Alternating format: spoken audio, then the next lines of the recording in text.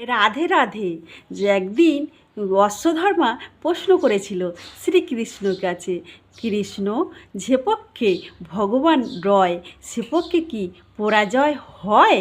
যখন পাণ্ডবদের পক্ষে সবসময় কৃষ্ণ রয়, তাহলে পাশা খেলায় কেন হেরে গেল?